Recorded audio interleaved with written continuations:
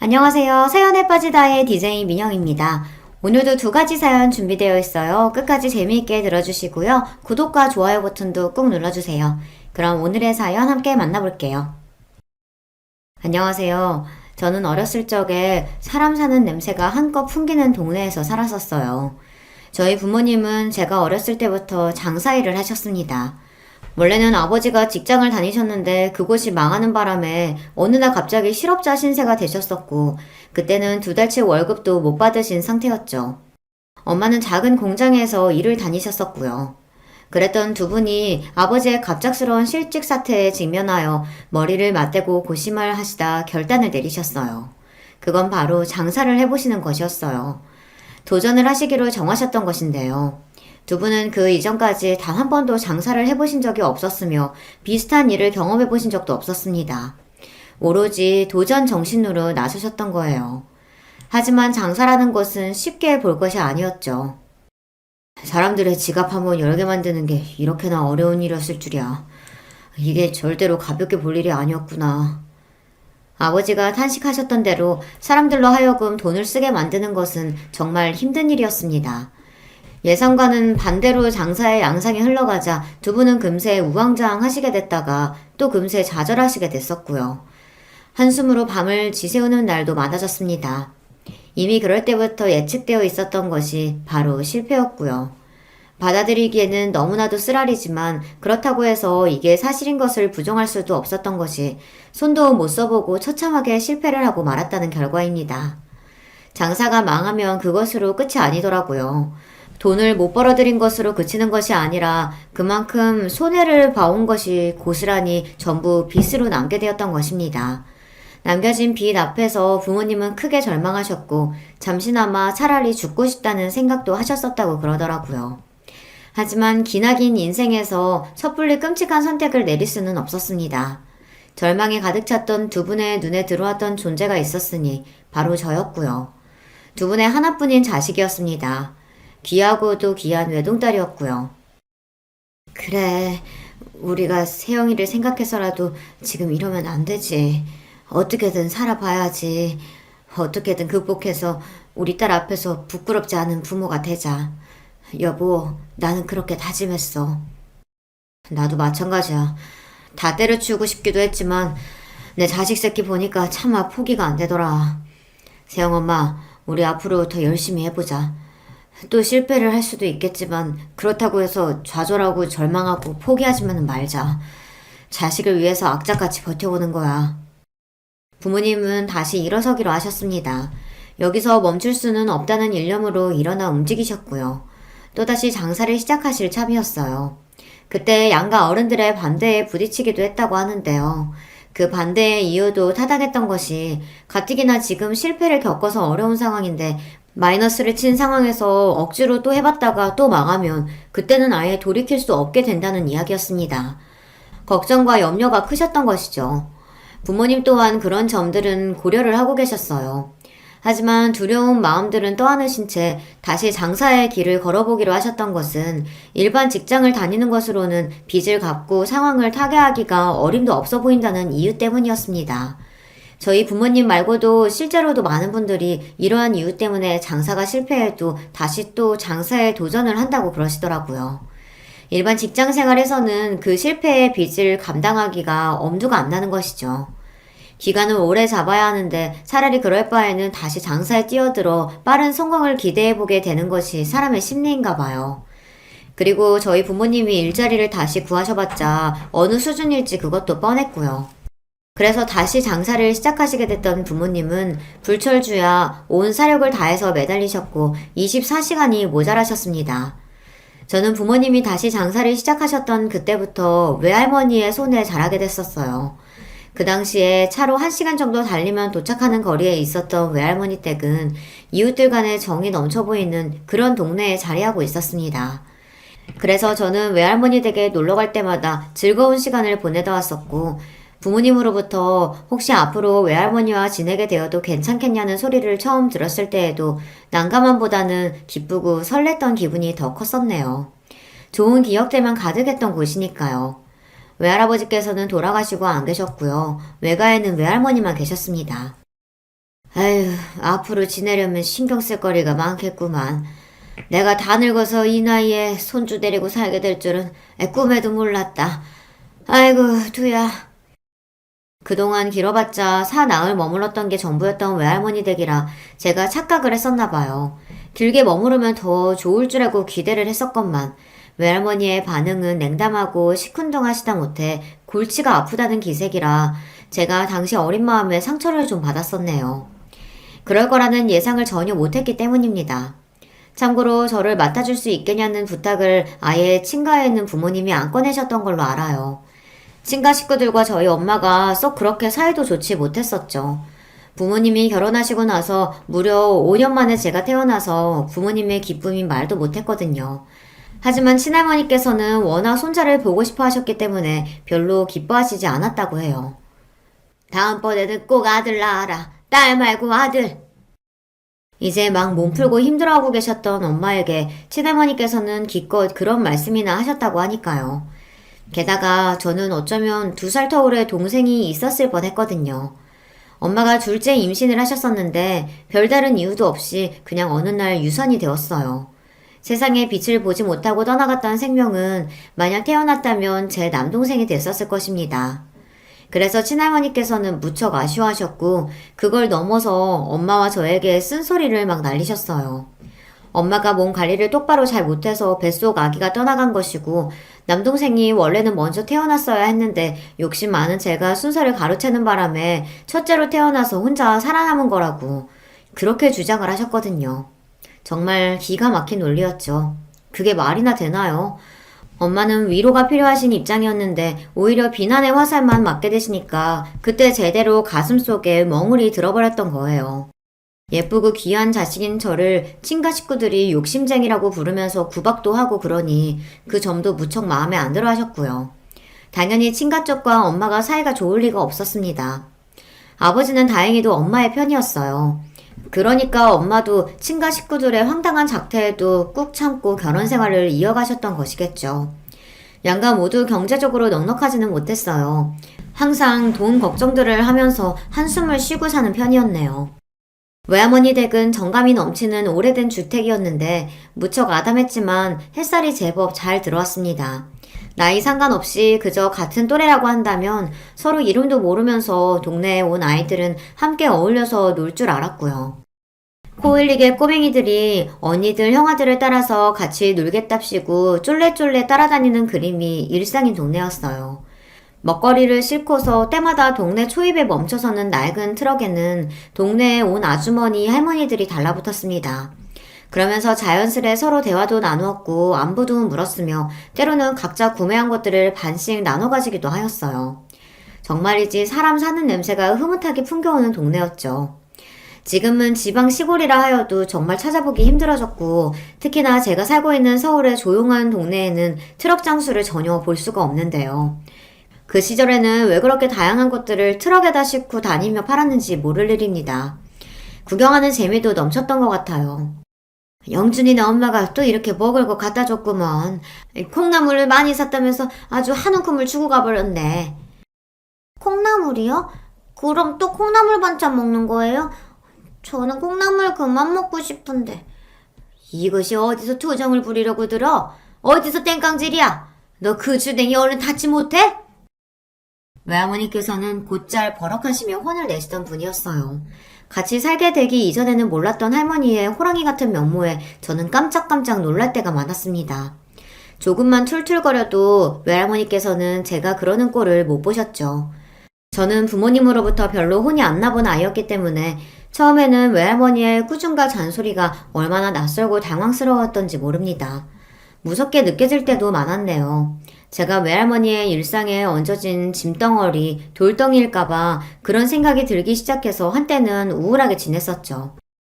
하지만 제가 눈칫밥을 먹으면서 눈알만 조용히 굴리고 있으면 유독 고기 반찬을 해주시고 밖에 나가서 맛있는 과자 한 봉지 사 먹으라고 하시며 제 손바닥에 동전 하나를 올려 놓아주셨던 분이 바로 외할머니셨습니다. 그런 과정이 반복되면서 저는 자연스레 깨닫게 되었던 것 같아요. 외할머니께서 말씀만 좀 투박하게 하실 뿐이지 잔정이 많으신 분이라는 것을요. 본심으로는 저를 많이 아껴주고 계신 분이라는 걸 알게 된 이후로는 저도 좀 더 할머니와 지내는 것이 편해졌던 기억이 납니다. 하지만 자라나는 아이한테서 부모보다 더 우월될 수 있는 존재가 어디에 있겠나요? 저도 당연히 부모님과 같이 사는 생활이 그리웠고 언제 다시 같이 살 수 있을까 싶었습니다. 그렇게나 오래 제가 부모님과 떨어져 살 거라고는 처음에는 상상하지 못했죠. 중학교에 올라가던 무렵 그때 저는 부모님과 다시 같이 살게 될 줄 알았는데요. 하지만 아니었어요. 부모님은 여전히 바쁘셨고 일상에 허덕이며 지내고 계셨거든요. 심지어 저는 외할머니와 지내면서 고등학교까지 올라갔습니다. 그때쯤 되니까 더 이상 부모님과 같이 사는 것이 간절하지가 않더라고요. 그리고 부모님과 같이 살던 때가 어땠었는지 그 기억도 가물가물한 느낌이었습니다. 그냥 처음부터 쭉 외할머니와 함께 지내온 거라는 착각마저 들 정도였죠. 제가 고등학교를 다니던 그때가 되어서야 부모님은 본격적으로 돈을 벌기 시작하셨답니다. 그러니 얼마나 지난 세월이 인고의 과정이었겠나요. 차마 말을 못 전하셔서 그렇지 무척이나 힘들고 괴롭고 지치는 여정이셨던 것입니다. 그런 것들을 다 지나오시고 드디어 비로소 돈을 착착 벌기 시작하신 부모님이었고 저 또한 마음이 놓이면서 뭉클해지더라고요. 외할머니 또한 흐뭇해하시고 안심하시는 눈치였습니다. 부모님을 포함해서 다들 저에게 대학은 꼭 가라고 그러셨어요. 대학이 별로 중요하지 않다고 말을 해주는 어른은 단 한 명도 없었죠. 저는 이른 취업을 노리고서 전문대를 처음에는 생각하고 있었는데요. 부모님이 무조건 4년제는 가야 한다고 그러셔서 막판에 목표를 바꿨었네요. 덕분에 수험생활의 막바지를 정말 코피를 쏟을 기세로 열심히 공부를 했었고요. 말도 못하게 힘든 시간이었으나 결과적으로는 그럭저럭 괜찮은 4년제 대학교에 갈 수 있었으니 다행이었습니다. 제가 4년제 대학에 합격했을 때 깜짝 놀랐던 게 양가의 열띤 반응들 때문이었어요. 모두가 좋아했어요. 그제서야 저는 친가 외가 가리지 않고 그때까지 대학을 나온 사람이 한 명도 없었다는 사실을 알아차릴 수 있었던 것 같아요. 소위 가방끈이 짧은 사람들만 즐비해 있었죠. 그러면서 은근하게 다들 학벌 콤플렉스를 가지고 있었던 모양입니다. 제가 꽤 괜찮은 4년제 대학에 입학했을 때 질투를 하지 않고 모두 기뻐해 주었다는 게 지금 와서 괜히 웃음이 지어지네요. 학비가 저렴한 축에 속하는 대학교였으나 액수를 확인했던 저의 눈이 찢어질 듯 불을 떠졌습니다. 아니, 뭔 놈의 학비가 이렇게나 비싸? 원래 대학교라는 건 다 이런 건가? 정말 이 돈 내고 학교를 다녀야 한다는 거야? 그것도 매 학기마다 돈을 내면서? 말도 안 돼. 두 눈을 의심하다 못해 현실을 부정하기까지 했었네요. 이건 말도 안 되는 일이라고 부르짖어봤자 그 돈을 내야만 학교를 다닐 수 있다는 사실은 변하지 않았습니다. 외할머니와 살면서 소박하고 소소한 생활을 해왔던 저였기 때문에 충격적인 세상 물정 앞에 더욱 놀랐던 것 같아요. 부모님은 아무런 내색도 않고 단박에 그 돈을 납부해 주셨어요. 이러려고 이날 이때까지 열심히 포기하지 않고 달려왔나 보다. 우리 딸 대학 다닐 학비 걱정 없이 낼 수 있으니 이게 얼마나 행복하고 기쁜 일이니? 아버지가 싱글벙글 웃으시던 모습이 그때 제 눈에는 왜 그렇게 짠하게 보였을까요? 놀라운 액수를 자랑하는 학비를 보고 나서 제가 정신이 번뜩 들었었고 허투루 학교를 다녀서는 안 되겠다 싶었네요. 그리고 무조건 아르바이트를 해야겠다는 결심도 들었고요. 당신들은 그 오만 고생들 다 하시면서 자식이 힘든 일 할까봐 노심초사 하시던 부모님들이 아시면 반대를 하실 게 뻔했기에 저는 몰래 아르바이트를 하며 지냈었어요. 학기 중에 아르바이트를 했었으니 그걸로 큰 돈이 벌릴 리는 만무했습니다만 그래도 뿌듯했습니다. 이렇게 돈을 모아놓으면 혹시 갑자기 돈이 필요한 일이 생겼을 때 든든하겠지? 저축을 하면서 나만의 비상금을 만들어놔야겠다. 저는 속으로 그런 계산까지 하면서 스스로를 무척 대견하게 여겼습니다. 그런데 이듬해 제가 기숙사 신청해서 떨어진 거예요. 날벼락이었습니다. 기숙사에서 탈락할 거라고는 예상조차 못하고 있었던 제가 바보같이 느껴졌어요. 다급하게 자취방을 구해야만 했습니다. 그러나 저렴한 가격과 좋은 위치라는 경쟁력을 다 갖춘 학교 근처의 자취방은 이미 다 계약이 된 상태였고요. 남은 매물들 사이에서 발품을 팔아가며 구해야 하는데 결정한 집이 보증금 1,500짜리였습니다. 그게 당연히 현금이잖아요. 그런데 마침 부모님이 그때 뭘 하시느라 현금이 딱 부족한 상태였습니다. 아주 공교로운 타이밍이었어요. 해당 학기에 제 등록금도 이미 내주신 직후였기 때문에 더 그랬었고요. 소액만 얼른 주변에 빌리면 된다고 부모님이 저를 안심시켜 주셨던 바로 그때였습니다. 이 돈 갖다가 세영이 방구하는데 써라. 외할머니께서 500만 원을 건네주셨던 거예요. 그 덕분에 자취방의 계약 마무리를 순조롭게 할 수 있었어요. 부모님은 매사에 외할머니께 신세를 지고 산다면서 너무 고마워하셨고 저는 속으로 계속 놀라고 있었습니다. 제가 외할머니와 계속 함께 살아본 입장으로서 그런 돈이 아무렇지도 않게 턱 나온다는 게 믿기지가 않았거든요. 도대체 외할머니께서 그런 현금을 언제 어디서 어떻게 가지고 계셨던 것인지 놀라울 따름이었어요. 제가 대학을 졸업하기 전에 부모님의 장사는 탄력을 받아 계속 잘 되고 있던 상태였어요. 두 분은 저에게 너무 애써서 힘들게 곧장 취업할 욕심 낼 것 없다고 그러셨어요. 부담 가지지 말고 절대 압박도 받지 말라고 천천히 제가 원하는 일자리를 찾아보라고 저에게 알려주셨어요. 말씀만으로도 감사했고 이런 부모님의 자식인 점에 감사했습니다. 이제는 아무 걱정도 없어. 힘든 시간은 다 지나갔고 이제 모든 게 넉넉해서 아주 살만해. 어머니가 너스레를 떠시는 모습이 보기 좋았습니다. 그러나 저는 엄마의 얼굴에 자리 잡은 주름에서 고생의 흔적을 발견하였습니다.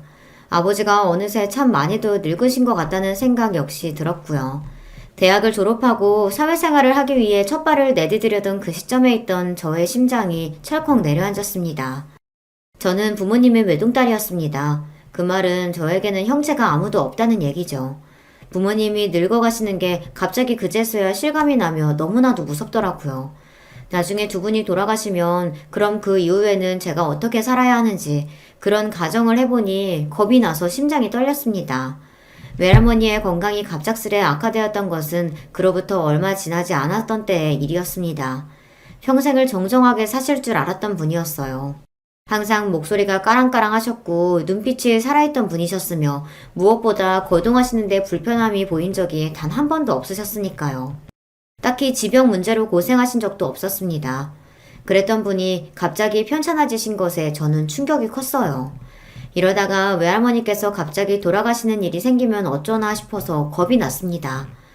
부모님이 외할머니를 앞으로 모시고 사는 곳으로 정해졌어요.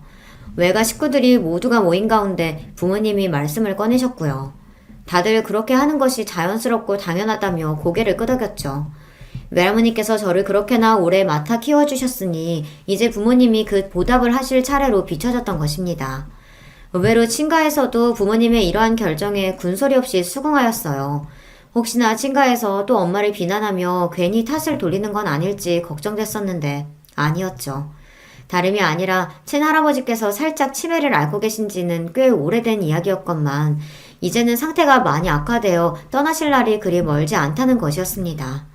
친할머니께서는 정정하셨던 외할머니께서 갑자기 그렇게 되셨다는 소식을 전해 들으시고는 마음이 편치 않으셨다고 해요. 멀쩡한 것 같다가도 한순간에 넘어져서 쓰러지고 마는 것이 노인네들 어쩔 수 없는 운명이야. 에휴, 그러니 방심하고 살 수가 있어야지. 똑같이 늙으신 입장에서 그 마음이 씁쓸하셨던 거예요. 친할머니의 그런 반응에 엄마는 내심 놀라신 모양이었어요. 옛날에 그렇게나 있는 트집 없는 트집 다 잡아가며 오만 소리를 다 해대더니 그랬던 친할머니가 친가 식구들이 이제는 많이 달라져 있던 모습을 엄마가 그때 체감을 하셨고요. 그 이후로는 자연스레 연락을 주고받으며 교류를 잘 하고 지냈답니다.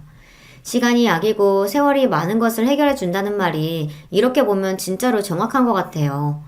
저는 취업을 했고 직장과 멀지 않은 곳에서 자취생활을 이어갔는데요. 사회초년생이던 그때가 정말 가장 힘들었던 것 같아요. 하루하루 죽을 맛이었고 출근길마다 제가 도살장에 끌려가는 소가 된 기분이었습니다. 퇴근한 직후에만 잠시 행복했다가 방에 잠들려고 누우면 아침이 밝아 다시 출근할 생각에 우울해지는 나날의 반복이었죠. 너무 스트레스가 심해서 다 그만둘까 싶었어요. 그런데 어느 날 외할머니와 통화를 하고 있는데 제가 버는 돈이 얼마인지 들으시더니 깜짝 놀라시는 겁니다. 뭐? 월급이 얼마라고? 세영이 너 그 돈 받자고 일을 다니는 거였어? 에라이 다 때려치워라. 직장 생활이 얼마나 힘든지 목소리에서도 피곤한 기운이 뚝뚝 묻어나는데 돈 고작 그거 벌겠다고 거기 붙어 있어? 그럴 필요 없으니까 그만둬라. 제가 대학도 제법 잘 나왔고 들어간 직장도 어디 이름 모를 작은 것도 아니건만 겨우 월급이 그 정도밖에 안 된다는 것에 할머니께서는 많이 놀라신 모양이었어요. 부모님도 제 용돈만 아시고서 액수를 그렇게 생각하시고 계셨다가 세금을 제하고 제가 실제로 받는 월급을 들으시고는 기가 막혀 하셨습니다. 힘들면 언제든지 그만두라고 하셨어요. 그렇게 고생 안 하고 그냥 당신들에게 기대며 아무것도 안 하고 지내도 괜찮다고 부모님께서 진심으로 말씀을 해주셨던 순간 저는 정신이 번쩍 들었습니다. 눈이 오나 비가 오나 부모님은 장사를 하기 위해 매일같이 일을 하셨었죠. 생업이었으니까요. 무조건 해야만 했었으니까요. 그 어떤 것도 핑곗거리로 작용하지 않았습니다. 그런 고생을 수도 없이 하시며 살아오신 부모님이었는데 자식은 제가 너무 나약하게 굴었습니다. 저만 없었어도 부모님이 그렇게까지 무리를 하며 살지는 않으셨을 것 같더라고요. 자식인 저를 위해 그토록 애를 쓰셨던 거죠. 바보같이 약해 빠져있던 저는 그제서야 정신을 차리고서 마음을 강하게 먹었습니다. 사실 일이 힘들면 어떻게든 버텨보지만 인간관계가 힘들면 버티는 것이 한계가 있는 거잖아요. 저도 그랬어요. 직장 내에서 상사 때문에 그토록 괴롭고 스트레스를 받았던 것인데 이제는 강한 정신력으로 제가 스스로를 무장시켰습니다. 상사가 그 어떤 헛소리를 짓거려도 오늘도 걔가 짖는구나 하는 자세를 가지고 대수롭지 않게 여겼네요. 아등바등 발버둥 치는 것을 그만뒀더니 제 태도 자체가 초연해지더라고요. 그러다 보니 저를 다들 어리고 만만한 여사원으로 여겼었다가 슬슬 저를 향해서 말을 함부로 못하기 시작하더라고요. 자신감을 찾은 저는 퇴근하고 집에 가자마자 온 기력을 잃고서 퍼질러져 있었던 일과도 청산했습니다. 퇴근하고 나서 1시간씩 자격증 공부를 했어요. 주말에는 일부러 약속을 하나씩 잡고서 사람을 만나며 인맥 관리에도 신경을 썼고요. 세상 돌아가는 것도 구경하고 공부하였습니다. 그런 과정들이 모여서 저는 이직을 하게 됐는데요. 당연히 전에 다니던 곳보다 수준이 더 좋은 곳이었고 급여 수준은 훨씬 더 상향이 됐습니다. 제가 이직을 하고 나서야 그걸 부모님께 알려드렸는데요. 기뻐하시는 것보다도 제가 혼자서 여태 준비를 다 했다가 그런 성과를 냈다는 것 자체에 많이 놀라시더라고요. 외할머니께서는 엄청 좋아하셨습니다. 건강이 허락하지 못해서 덩실덩실 일어나 춤을 추지 못한 게 아쉽다고 말씀하셨고요. 저는 가슴 한구석이 시큰해졌어요. 외할머니께서 더 많이 나이를 잡수시기 전에 이왕이면 제가 결혼을 하는 모습까지 빨리 보여드리면 좋겠다는 생각이 들었습니다. 그런 생각을 했던 덕분일까요? 저는 이직을 하고 나서 반년째 인연을 만났어요. 좋은 직장을 다니고 있었기에 고학력자인 남자를 소개받을 수 있었던 것 같아요. 바로 제 남편 이야기랍니다. 남편은 대학원까지 나온 사람이에요. 남편이 말하기를 대학원을 나온 것 때문에 주변에서 집에 돈 많냐 하는 시선을 많이 받아봤다고 하더라고요.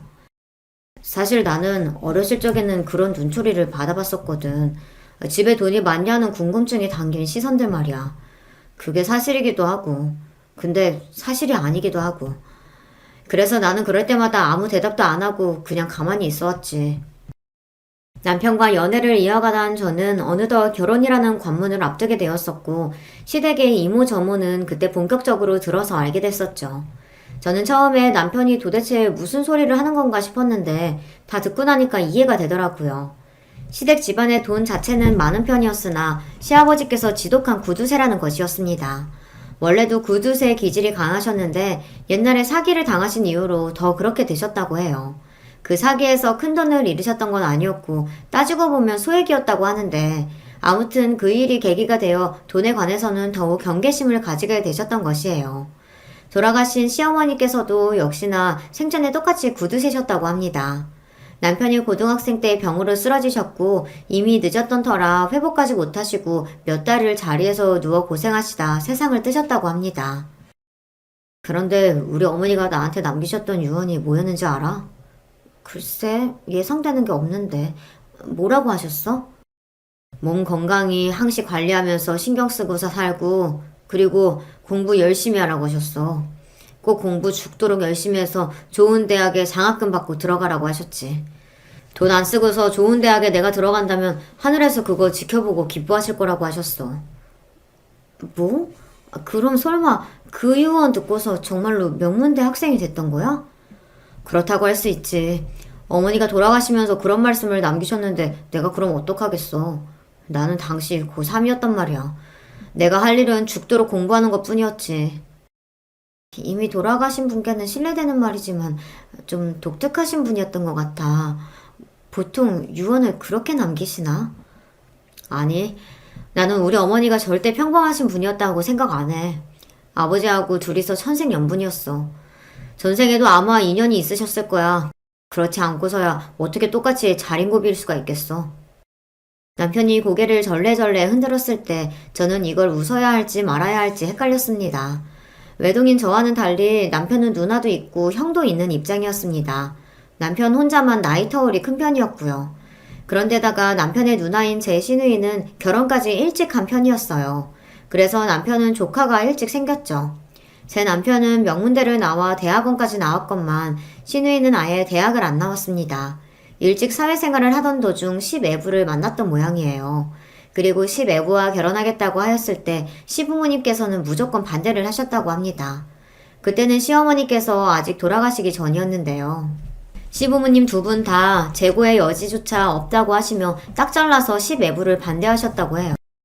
시애부는 시누이보다 3살 연상이고 대학을 안 나왔고 고등학교는 공고를 나왔으며 뚜렷한 직장이 없었습니다. 얼굴은 잘생긴 편인데 인상이 좀 뭐라고 해야 하나 약간 능글대면서 뺀질거리는 그런 느낌이 있고요. 키는 좀 작다고 할 수 있네요. 시부모님의 완강한 반대에 직면한 시누이는 엄청난 수단을 썼는데 그게 바로 혼전 임신이었습니다. 출산율이 낮은 요즘에야 결혼 전 임신도 아무렇지 않게 받아들여지는 것이죠. 당시 그때에는 아주 나쁘끄러운 일이라며 시부모님께서 무척 분노하셨다고 합니다. 알아서 애 낳고 살든지 말든지 하라며 아예 애 낳고 살든지 말든지 하라며 아예 시누이를 내치셨다고 하네요. 그러나 자식 이기는 부모가 없다는 말처럼 시누이가 임신까지 했는데 끝까지 외면은 어려우셨나 봐요. 결국에는 받아주셨고 살림 미천에 보태 쓰라며 2천만 원을 내어주셨다고 합니다. 고작 2천이 뭐야 2천이. 손주도 태어나는데 정말 째째하게 그러고 싶으실까? 감지덕지하며 감사하게 넙죽 엎드려도 모자를 파네. 시애부는 그런 불만을 한동안 궁시렁거렸다는 후문이에요. 알고 보니까 시누이를 통해서 우리 집에 돈 좀 있다는 소리를 들었던 시애부가 굉장히 기대해온 게 많았던 모양이었습니다. 그랬다가 제대로 실망하게 되었던 거죠. 그 모습을 보면서 남편은 시애부라는 사람과 본인이 너무 성향이 안 맞겠다는 생각을 진작에 하게 됐었고요. 시애부는 능력도 없으면서 책임감까지 없는 사람이었고 그때는 아직 20대 나이였으니 얼마나 마음 또한 콩밭에 가기 쉬웠을까요. 그래서 자꾸 밖으로만 돌며 놀러다녔고 그 때문에 시누이가 마음고생을 엄청나게 했다고 합니다. 여자 문제로도 시애부는 몇 번 말썽을 피웠던 모양이에요. 시누이와 시애부가 결국은 대판 크게 싸웠는데 그걸 아신 시부모님께서는 이혼하라고 조언을 주셨다고 합니다. 시누이를 향해 더 끌 것 없이 이쯤에서 그냥 이혼하는 게 최선이며 나중에 조건 좋은 남자를 소개시켜주겠다는 조언까지도 시부모님께서 남기셨다고 해요. 하지만 시누이는 이혼을 하지 않았죠. 이혼 김새를 알아차렸던 시애부가 쇼를 펼치면서 이래저래 반성한 척을 했던 듯 싶더라고요. 시누이는 고작 그런 것에 홀랑 넘어갔고요. 그 뒤에는 또 임신을 하는 바람에 이혼이 더욱 어려워졌습니다. 시누이 부부가 애만 셋입니다. 시어머니께서 돌아가시기 직전까지 시누이를 향해 정신 못 차리고 산다며 그렇게나 잔소리를 하셨다고 하는데 왜 그러셨는지 이야기만 들어도 이해가 가네요. 시숙은 무난한 4년제 대학을 나온 인물인데 굳이 대학 수준을 따져보자면 제가 나온 대학이 한 단계 정도 높다고 볼 수 있습니다. 그리고 시숙의 부인이 되는 제 손윗동서가 시애부의 아는 사람의 여동생이라고 하네요. 그렇게 연결이 되어 있었던 거예요.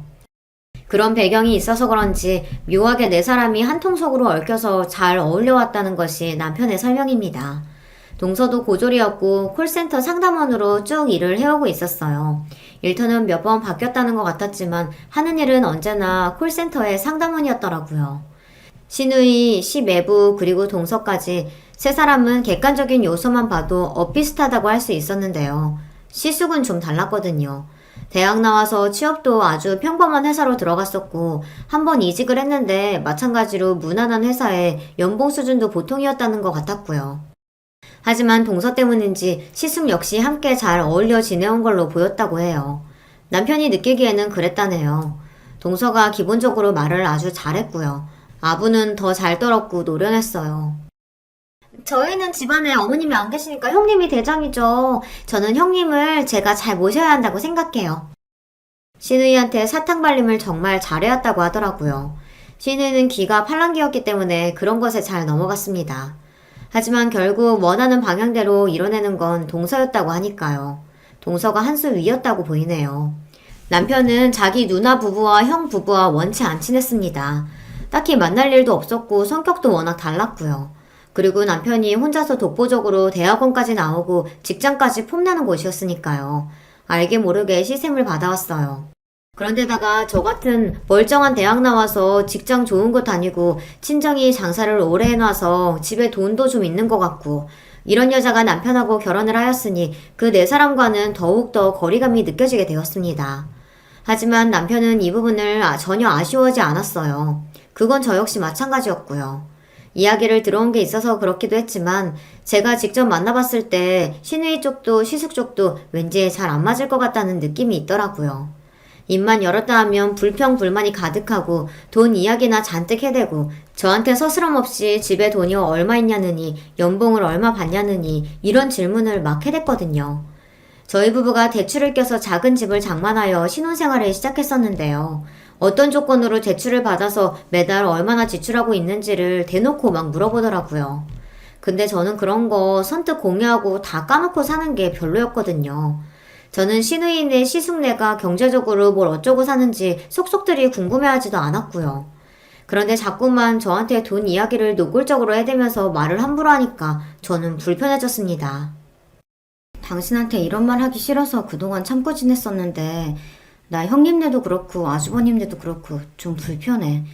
다들 나랑 안 맞는 것 같아. 그렇게 생각하고 있었구나. 안 그래도 옆에서 지켜보면서 왠지 그럴 것 같았는데 그동안 당신한테 안 물어본 내가 잘못이야. 당신도 알잖아. 내가 남매 중에서 혼자 동떨어져 있고 뭔가 어색하고 가끔은 누나도 형도 좀 어렵게 느껴질 때도 있어.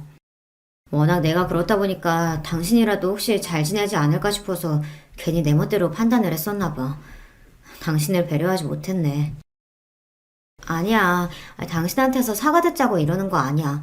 잘해보려고 혼자 애쓰면서 괜한 짓 했던 내가 잘못이지. 아무튼 그러면 우리 둘 다 똑같은 의견인 거지? 저는 어느 날 작정하고서 남편과 이런 대화를 나누었고요. 결론은 앞으로 괜히 그 네 사람과 잘 지내보려고 노력할 필요도 없고 비위를 맞추려고 애를 쓸 필요도 없다는 것이었습니다. 자기들끼리만 쿵짝이 잘 맞았기 때문에 남편은 진작부터 뻘쭘하게 떨어져 나와있던 파편 같은 존재였어요. 그리고 제가 새로 등장했지만 달라질 건 없었죠.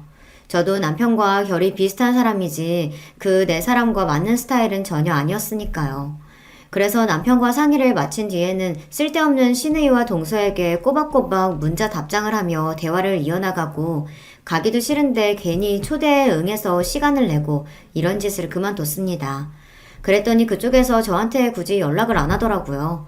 둘 다 똑같이 짠 것처럼 저에게 문자 한 통을 안 하길래 둘이서 함께 제 욕을 신나게 했겠구나 하는 짐작이 들었습니다. 아니나 다를까 얼마 후에는 신우이가 남편한테 싸가지 없는 네 와이프 단속 좀 잘하고 살아라 이런 식의 문자를 남겼습니다. 여태까지 남편은 드센 자기 누나 형한테 눌려서 조용히 살아온 사람이었기에 굳이 거기다 대고 화를 내지 않았고요. 그저 알겠다라는 대답을 보냈을 뿐입니다. 저는 잘했다고 해줬네요. 저희 부부가 저희끼리만 지내고 싶다는 의사를 내비쳤음에도 후폭풍이 거세지 않았던 것은 아무래도 재산 문제 때문이었을 겁니다. 앞서 밝혔듯이 도대체 얼마인지는 모르겠으나 시댁에는 재산이 있었고 시아버지께서는 지독한 구두세셨죠.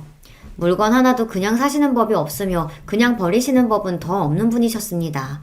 굉장히 무뚝뚝하셨고요. 인상에서부터 경계심 어린 눈빛이 장난 아니셨어요. 제가 결혼한다고 했을 때 저희 부모님은 만감이 교차해서 눈물을 글썽이셨고 결혼식장에서도 감정이 벅차올라 어쩔 줄 몰라 하셨는데 반면 시아버지께서는 저랑 남편이 시댁에 손 벌리는 일 없이 알아서 결혼을 잘할 수 있다고 말씀드렸을 때 그저 마음에 든다는 듯 고개를 끄덕이셨을 뿐이었어요.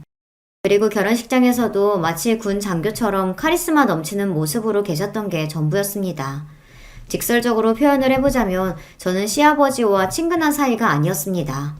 어디 저만 그랬나요? 다른 사람들도 마찬가지였죠. 신우이하고 시숙은 시아버지 앞에서 이런저런 소리를 잘 늘어놓는 자식들이긴 했어요. 그렇지만 애틋해 보이진 않았습니다. 막내인 남편은 자기 부친을 어려워했고 거리감을 느껴온 바였고요. 신우이네 시숙네와의 활발한 교류를 그만둔 이후로 시아버지를 뵙기 어려워졌어요. 굳이 찾아가서 배워야 하는데 신우이네가 시댁 바로 옆 동네에 살고 있었거든요. 거기서 30분 거리가 시숙네였고요. 다시 거기서 1시간 떨어진 곳이 저희 부부의 집이었습니다.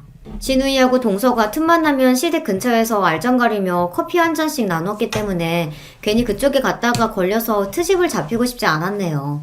남편이 말하기를 돈 좀 달라고 그 넷이 자꾸 기웃거리며 시아버지께 알람방귀를 끼고 헤어를 해봤자 별 소용 없을 거라고 했습니다. 시아버지께서는 보통 분이 아니시기에 꼬장꼬장함으로 스스로를 무장하고 딱 버티고 서 계신 거예요. 넷이 앞으로 얼마나 오래 더 덤벼들든 시아버지께서 돌아가시기 전에는 백기를 드시는 일이 없을 거라는 게 남편의 예상이었습니다. 태산처럼 보이는 근엄하고 어려운 존재의 시아버지, 그리고 한편의 총극 같은 네 사람까지 시댁은 독특한 것처럼 느껴졌네요. 저는 시댁 재산 이야기에는 관심이 없습니다. 자기 누나 형 때문에 진작에 집 재산 문제에 관심을 버렸던 남편 역시도 마찬가지였기에 저희끼리 잘 지냈어요. 친정 부모님은 이제 장사 쉬엄쉬엄 하시면서 외할머니를 잘 모시고 지내셨고 친가와 어느새 활발히 왕래 또한 하고 계셨기에 은근히 바쁘셨습니다. 당시 저희 신혼집과 거리가 꽤 떨어져 있었기 때문에 시간에 맞춰서 뵙는 게 어려웠었네요. 꼬박꼬박 연락은 잘 드렸었고요. 남편이 착하고 저에게 잘한다며 부모님이 되게 좋아하셨어요. 우리 세영이가 형제자매 없이 자란 외동이라 절대 자기를 외롭게 만드는 남자 안 만나길 바랬는데 사위를 너무 잘 뒀지 뭐야. 엄마는 안심이 된다고 하셨고요. 무엇보다 외할머니께서 제가 결혼 생활을 재밌게 잘하니까 당신의 마음이 편안해지셨다고 해서 기뻤답니다. 그러던 어느 날 남편이 충격에 빠진 얼굴로 시아버지께서 병원에 들어가셨다는 이야기를 하더라고요. 신우이한테서 전해 들었다고 했어요. 입원을 하신 거야? 왜? 어디가 편찮으셔서? 그게 병원이 정신병원이라네. 뭐? 지금 뭐라 그랬어? 정신병원? 아버님이 무슨 정신에 문제가 있다고? 그제서야 제가 화들짝 놀랐습니다. 그리고 남편의 추측을 들었는데요. 계속해서 도를 넘는 자식내외들의 행태에 시아버지께서 머리 끝까지 화가 나셨고 분통을 터뜨리셨는데 그런 모습들을 토대로 그 네 사람이 시아버지의 상태가 이상하다는 거짓 증거를 만들고 작당을 해서 정신병원에 집어넣어버렸다는 것입니다. 저도 그렇게밖에는 생각이 안 되더라고요. 그래서 신우이를 직접 찾아가서 따져 물었더니 그런 거 아니라고 잡아뗐어요. 지난 몇 달 사이에 시아버지의 정신 상태가 이상해진 거라고 하였습니다. 저를 만만하게 봤는지 그딴 거짓말을 계속 늘어놓길래 물러서지 않고 솔직히 말하라며 밀어붙였어요.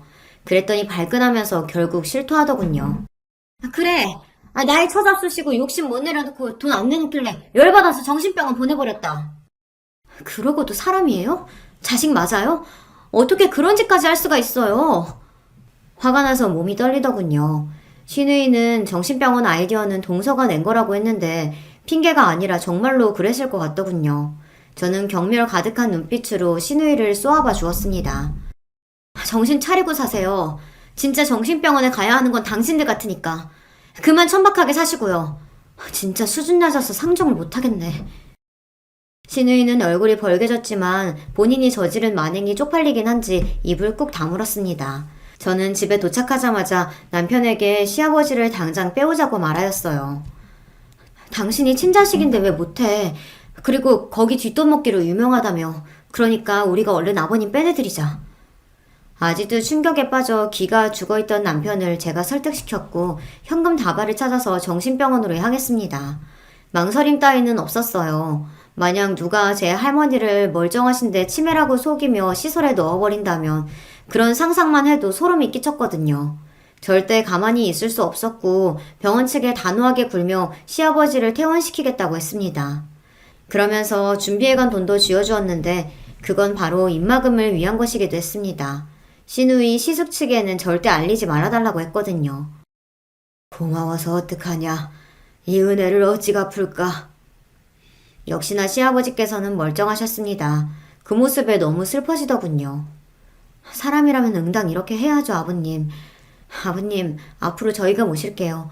그동안 저희가 너무 부족했어요. 죄송해요. 제가 의연하게 말씀드렸고 옆에서 남편은 눈물을 닦느라 여념이 없었네요. 시아버지께서는 저에게 주고 싶으신 게 있다며 당신의 집 서랍장에 뭔가를 가져와야 한다고 그러셨습니다. 그래서 남편이 야심한 시각에 슬쩍 시아버지 댁에 들어가 서랍 속 서류를 하나 챙겨왔어요. 정말 별거 아닌 어떤 주소지에 관련된 서류였습니다. 시아버지께서는 볼펜으로 서류에 뭔가를 적으신 뒤 말씀하셨죠. 너희 둘이서 거기 가봐라. 이왕이면 당장 바로 다녀오면 더 좋고. 허투루 그런 말씀을 하실 분은 아닌 것 같았고 남편 역시 살면서 시아버지로부터 이런 소리는 처음 들어본다고 하면서 즉시 움직여보는 게 좋겠다고 했습니다. 도착한 곳은 시골 깡촌의 오래된 주택이었죠. 녹슨 대문을 두드리자 안에서 어떤 시아버지 또래의 아저씨가 나오셨는데요. 제가 들고 있는 서류를 보시고 놀라시더니 시아버지와 통화를 시켜줄 수 있냐고 하셨습니다. 그래서 그렇게 해드렸고 이런저런 대화를 나누시더니 통화를 끝냈을 땐 아저씨의 얼굴에 미소가 걸려 있었습니다. 나는 여기 관리인입니다. 챙겨가실 게 있는 쪽을 안내해 드릴게요. 실내를 가로질러야만 작은 뒷마당으로 나갈 수가 있더군요. 뒷마당에 자리한 작은 창고를 아저씨가 자물쇠로 문을 열자 그 안에 잡동사니가 쌓여 있었습니다. 시골에서 흔히 볼 수 있는 것 같은 물건들 뿐이었는데 그것들을 치워보니 웬 견고한 상자가 있더군요. 저희 부부가 그것을 찾아내자 아저씨는 자리를 뜨셨습니다. 그 상자의 잠금 장치를 발견하고서 쥐고 있던 서류를 다시 쳐다보니까 시아버지께서 휘갈겨 쓰신 숫자가 눈에 들어오더군요. 그게 비밀번호였던 거예요. 떨리는 심정으로 잠금 장치를 풀어봤죠. 세상에, 이게 다 뭐야? 설마 금이야? 현금도 다발로 꽤 있는 것 같아. 아버지가 설마 재산을 이런 식으로 보관하고 계셨을 줄이야. 그게 금고였던 거예요. 경계심 강한 시아버지께서는 이렇게 재산을 두셨던 것인데요. 그냥 어림잡아 얼른 계산을 해봐도 10억은 훌쩍 넘겠구나 싶었습니다. 꿈인지 생신지 분간이 안 됐네요. 너무 떨려서 남편하고 교대로 간신히 운전을 하면서 돌아왔습니다. 시아버지께서는 아주 평온한 얼굴로 저희 부부에게 잘 들고 왔다고 하시면서 이제 그걸 가지라고 하셨습니다. 입이 쩍 벌어지면서 그제야 이게 현실인 게 실감이 되더군요. 감히 거절할 엄두도 안 났어요. 남편은 제 덕분이라고 하면서 그 돈을 일단 제 몫의 재산으로 두어야 한다고 했습니다. 일련의 상황을 알게 된 친정집에서는 난리가 났고요. 뭐 그런 폐륜 자식들이 있냐며 시누이네와 시숙네를 엄청 욕하셨습니다. 너희는 둘 다 일하느라 바쁘기도 하잖아. 그러니까 사돈께서 당분간만이라도 여기로 와서 지내셨으면 좋겠구나. 엄마는 그런 제안을 주시기도 했어요. 시아버지께서 저희 부모님 댁에 계시는 동안 외할머니께서는 친할머니 댁으로 가서 지내시면 된다고 그러더라고요. 아니 언제 그렇게 양가의 사이가 돈독해졌다는 것인지 얼떨떨했는데 더 놀라운 건 시아버지께서 그 제안을 받아들이셨다는 것이고 그로 인해 엄청난 변화가 일어났다는 점입니다. 저희 부모님이 장사를 오래 하셨잖아요. 넉살이 좋으셨거든요. 시아버지를 편하게 만드셨던 것이죠. 그래서 시아버지께서는 그 부분에 고마움을 느끼셨는지 뭐라도 보답을 하려고 하셨고 그랬다가 외할머니와 친할머니께 시를 짓고 그림을 그리는 것을 알려드리기 시작했던 것입니다. 두 분이 잘 모르시는 어려운 맞춤법들도 알려주셨고요. 시아버지의 집은 평소에 잘 알고 지내오신 부동산 사장님한테 따로 연락을 넣어 시아버지께서 빠르게 처분해 버리셨습니다. 집이 팔리고 누가 이사를 들어오자 그 네 사람이 그제야 상황을 눈치챘습니다. 당장에 저희 부부에게 연락을 해선 시아버지로부터 돈 받았냐고 따져 묻더라고요. 아니요. 아버님은 막대한 재산 같은 거 없으셨어요. 자존심 때문에 그동안 말씀 못하셨다고 하더라고요. 제가 준비해놓은 대답을 듣고서 네 사람은 모두 허탈해하였어요. 그동안 헛수고와 헛된 기대를 했다며 굉장히 허무해하길래 시아버지께 죄송하진 않냐고 물었더니 코웃음이나 치더군요. 시아버지 쪽에서 먼저 재산이 있는 척 굴면서 자식들에게 잘못을 했으니 본인들의 잘못도 그냥 공평하게 퉁치면 되는 것이라고 했습니다.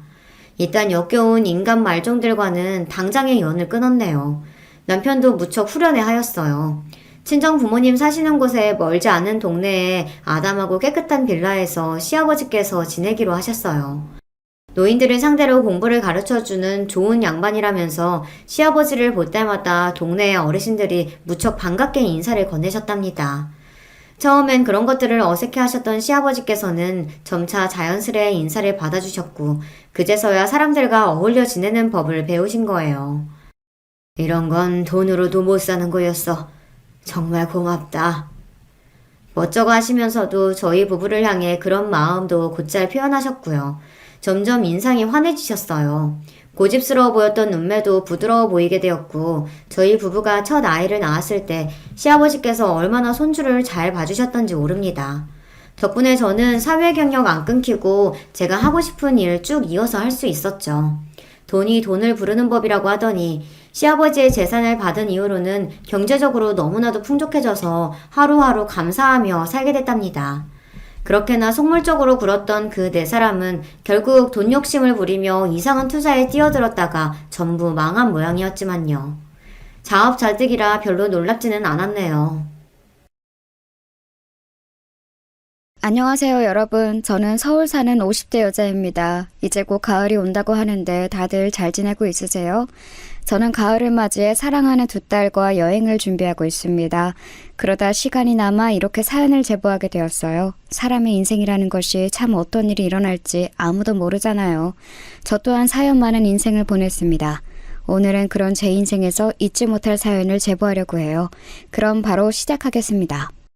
저는 서울에서 태어나고 자란 서울 토박이입니다. 그리고 친정아빠가 집안 대대로 사업하는 집안이라 아주 부유하게 자랐어요. 제가 스스로 여유롭게 자랐다고 할 정도로 부잣집이었습니다. 아예 부자로 동네에서 유명할 정도였어요. 세대 특성상 우리 세대인 기성세대에는 참 힘든 사람이 많았거든요. 그런데 거기에 저는 전혀 해당 사항이 없습니다. 어렸을 때부터 어려움이라고는 아예 몰랐어요. 게다가 위에 오빠가 한 명 있는데 제가 오빠랑 나이 차이가 9살이나 나는 늦둥이거든요. 그래서 늦둥이 딸이자 여동생이라 가족들의 사랑을 독차지하며 컸습니다. 오빠하고도 자라면서 한 번도 싸운 적이 없을 정도로 사이가 좋았어요. 집에 여유가 넘치는 만큼 가족들은 서로에 대한 사랑도 넘쳤습니다. 그래서 어린 시절을 생각하면 항상 입가에 미소가 지어질 정도로 행복한 기억만 가득해요. 자상하고 따뜻한 아버지와 사랑이 많아 웃음이 많은 어머니까지 아주 부족한 게 없는 어린 시절을 보냈습니다. 그러다 어머니가 제가 중학교에 입학하자 병으로 갑자기 돌아가셨어요. 그때 너무 큰 충격을 받았습니다. 행복한 우리 가족의 첫 번째 불행이었죠. 어머니가 돌아가시고 오빠와 아빠와 저는 서로를 위로했고 의지하며 살았습니다. 셋이 부둥켜 안고 울었던 밤도 많았어요. 그래도 그렇게 슬픔을 털어내니 견딜 수 있었습니다. 저는 피아노를 전공했는데 아빠는 제가 세계적인 피아니스트가 되길 원하셨어요. 그래서 전국에서 내노라 하는 유명한 교수들을 집으로 부르셨습니다. 개인 수업도 매일 집에서 편하게 받았고 아낌없는 지원을 해주셨어요. 그래서 대회에 나가 상도 많이 탔고 그걸로 서울에 있는 대학에도 입학할 수 있었습니다. 그리고 대학에 입학해서 저는 남편을 만나게 되었어요. 남편은 같은 대학에 다니던 남자였는데 미팅으로 만났습니다. 처음 사귀는 남자친구였는데 그때는 남편과 결혼할 줄은 전혀 몰랐어요. 참 자신감이 넘쳤고 야망도 넘쳤던 남편은 우리 집의 사정을 듣고 저에게 헌신적으로 굴었어요. 매일 집에 데려다주는 것은 물론이고 일부러 아빠와 오빠를 찾아가기도 했습니다. 저한테도 잘했지만 남편은 특히 우리 친정아빠에게 그렇게 잘했어요. 아빠는 그런 남편을 결혼 전부터 마음에 들어 하셨죠. 다소 무뚝뚝하고 말수가 적은 오빠와 달리 남편은 말이 많았거든요. 남편과 제가 본격적으로 결혼 얘기가 나올 때쯤 오빠는 아빠의 사업을 물려받는 준비를 하고 있었습니다. 오빠는 그때 이미 결혼한 상태였어요. 새언니가 제가 인생을 살면서 본 사람 중에 제일 선한 사람입니다. 천사 같은 새언니는 친정이 매우 가난했어요. 그런데도 항상 웃으며 밝게 지내는 모습이 보기 좋았습니다. 저한테도 얼마나 언니처럼 때로는 엄마처럼 잘해주었는지 몰라요. 엄마가 중학생 때 돌아가시고 엄마 자리를 많이 그리워했는데 새언니가 그걸 채워주었어요. 사실 남편의 집, 그러니까 시댁은 형편이 매우 안 좋았습니다. 남편은 연애할 때부터 돈에 많은 관심이 있었어요. 항상 비싼 것은 경계하고 절약하는 정신이 매우 강했습니다. 그 모습을 보고 저는 생활력이 강하다고 생각했었죠. 결혼 얘기가 나와 남편 집에 방문했을 때 저는 정말 깜짝 놀랐습니다. 왜냐하면 생각보다 매우 집이 작고 낡았었거든요. 게다가 남편은 시아버지가 아주 어릴 때 돌아가셔서 홀어머니 밑에서 자랐습니다. 그래서 시어머니를 평생 우리가 모셔야 했어요. 집에서 지원은 당연히 불가했었고 오히려 빚이 잔뜩 있던 상황이었습니다. 이런 상황에서 결혼이라니 주변에서 그때 저에게 결혼하지 말라고 말렸던 기억이 나요. 사실 친정아빠도 그때 많은 생각이 든다고 하셨습니다. 그래도 우리 미선이가 마음에 드는 사람이라면 아빠는 괜찮다. 내가 사위를 보면 참 야망이 넘치더라고. 젊은이가 눈빛이 아주 총명한 게 뭘 하든 진심으로 할 사람으로 보여. 그래도 자기 식구는 안 굶기고 살 사람 같으니 아빠는 미선이가 좋으면 좋다. 그래도 남편이 주기적으로 아빠와 오빠를 찾아가며 많은 대화를 나누었더니 마침내 결혼 허락이 떨어졌어요. 시댁에서 도움을 전혀 받을 수가 없으니 결혼에 드는 비용은 죄다 우리 아빠의 지갑에서 나오게 되었습니다. 사실 집안 형편 차이가 너무 많이 나니까 결혼식 때 우여곡절이 꽤 많았어요. 실제로 결혼한다고 하니까 어릴 때부터 알고 지낸 지인들이 심하게 걱정했습니다. 우리 친정아빠는 괜찮다고 했는데 친척들은 난리가 났어요. 평범한 가정도 아니고 찢어지게 가난한 집안의 외동아들과 결혼한다고 하니 작은아빠는 저보고 몰래 협박이라도 받았냐고 하셨습니다. 하지만 어렸던 저는 사랑이 모든 것을 이길 수 있다고 생각했어요. 실제로 그때 저는 남편에게 많이 푹 빠져 있었습니다. 남편과 같이 있으면 세상에 무서울 게 없었어요. 무엇보다 야망이 넘치는 남편이 참 좋았습니다. 남편과 살면 무엇이든 해낼 수 있을 것 같았어요. 그렇게 결혼한 저는 그때까지 평온하던 제 인생이 완전히 뒤바뀌게 되었습니다. 우리가 결혼식을 올리고 친정오빠는 본격적으로 사업을 물려받아 기업을 이어가게 되었어요. 아버지는 경영에서 손을 떼시고 뒤에서 중요한 사업만 다루셨습니다. 한편 오빠 부부는 우리 부부에게 정말 많이 잘해주었어요. 천사 같은 새언니는 요리를 전혀 할 줄 모르는 저를 위해 심지어 반찬을 해다 주셨습니다. 제가 친정엄마가 없어서 살림을 배울 곳이 전혀 없었는데 새언니가 엄마 역할을 해주셨어요. 새언니는 요리 솜씨도 아주 좋아서 누가 먹어도 맛있는 요리를 할 수 있었거든요. 오빠 부부는 종종 우리 부부를 초대해 아주 맛있고 근사한 저녁 식사를 대접했습니다. 그러면서 많은 얘기도 나누었는데 배울 점이 참 많았어요. 오빠도 사업을 물려받고 힘든 점이 많았는데 그런 것을 공유하며 많이 가까워졌습니다. 저는 오히려 어릴 때보다 다 크고 결혼하고 오빠랑 더 친해졌을 정도였어요. 한 가지 문제가 있다면 바로 아이 문제였습니다. 사실 우리 가족은 대대로 아이 복이 없는 집안이거든요. 새언니는 본인의 건강 문제로 전혀 아이를 가지지 못해요. 이걸 결혼 전부터 이미 알고 있었고 새언니는 이 문제 때문에 결혼을 하지 않으려고 했었거든요. 그런데 우리 집에서 아이를 낳지 않아도 괜찮다고 해서 결혼하게 되었습니다. 새언니가 아이를 낳을 수가 없으니 현실적으로도 입양도 고려했었어요. 그런데 오빠가 사업을 본격적으로 물려받으며 신경 쓸 일이 많아 생각은 있어도 점점 미루던 상태였습니다. 그 상태에서 제가 임신하게 되었어요. 게다가 저는 쌍둥이를 임신해서 2배의 경사였어요. 문제가 있었다면 입덧이 아주 심했고 몸이 생각보다 더 무거웠다는 점이랍니다. 아가씨, 이거 내가 임신한 사람한테 좋다고 해서 구한 재료로 만든 음식이에요. 그리고 기력이 너무 없어 보여서 갈비찜하고 전복도 구워서 왔어요. 많이 먹고 힘내서 아기 건강하게 출산해요. 알겠죠? 언니, 이게 다 뭐예요? 완전히 임금님 수라상 아니에요? 와, 항상 언니가 저 많이 챙겨주는 건 알고 있는데 이렇게 공주님처럼 대해주니까 몸둘 바를 모르겠어요. 저도 언니한테 갚을 날이 오겠죠? 아휴, 아가씨가 건강하게 아기 낳아서 행복하게 살면 그게 갚은 거예요. 남편이 요즘 워낙 바빠서 남는 시간이 많거든요. 아가씨가 맛있게 먹어주니까 저는 오히려 너무 좋아요. 앞으로도 음식 많이 만들어줄 테니 필요하면 언제든지 말해요. 새언니는 바쁜 우리 남편을 대신해서 같이 산부인과도 몇 번이나 가주었는지 몰라요. 마치 친정엄마처럼 하나부터 열까지 저를 챙겨주기 바빴습니다. 오죽하면 제가 임신했던 동안 제일 의지했던 사람은 남편도 아닌 새언니였어요. 그렇게 저는 새언니의 도움을 받으며 쌍둥이를 아주 건강하게 출산하게 되었습니다. 일한선 딸 쌍둥이였는데 딸들을 보고 우리 친정아빠가 얼마나 좋아하셨는지 몰라요. 자식이 귀한 집이라 쌍둥이를 낳으니 너무 행복하다고 하셨죠. 딸들이 태어나고 오빠 부부는 자녀가 없으니 우리 자식들을 당신들 자식처럼 여겼어요. 선물도 백화점에서 제일 좋은 것들로 사주고 저와 남편에게 맛있는 것도 많이 사주셨습니다. 저 역시 남편과의 관계는 이때는 아주 좋았어요. 남편은 제가 출산하다 책임감이 많이 생겼다고 했습니다. 그러면서 회사 일에 몰두하기 시작했어요. 아무것도 몰랐던 저는 진짜 남편이 우리 가족을 책임지려고 저렇게 열심히 사는 줄 알았죠. 남편은 대기업에 다녔는데 승진해야 월급이 늘어난다고 회사 일에 진심으로 임했어요. 그래서 저는 혼자 외롭게 집에서 쌍둥이 딸들을 키우기 시작했습니다. 물론 친정아빠가 적극적으로 육아를 지원해 주어 돈으로 부족하지는 않았어요. 그런데 남편이 워낙 바쁘니까 집에 늦게 오고 그래서 서운한 마음이 들었습니다. 그래도 절대 티를 내지 않으려고 했어요. 그러다 한 가지 사건이 발생하게 되었습니다. 남편이 어느 날 퇴근하더니 저에게 할 말이 있다고 하더라고요. 그러면서 제가 식탁에 앉으니 약간 상귀된 얼굴로 말했습니다. 미선아, 나 오랫동안 진지하게 생각했던 건데 회사를 그만두고 사업을 시작하려고 해. 아주 오래 고민하고 내린 결정이니까 나를 지지해 주었으면 좋겠어. 내가 미선이 너와 우리 딸들을 평생 행복하게 해줄게. 나만 믿고 따라와. 남편의 말에 저는 사실 굉장히 당황했었어요. 저에게 퇴사하겠다는 말이나 사업을 하겠다는 말을 전날 처음으로 꺼냈었거든요.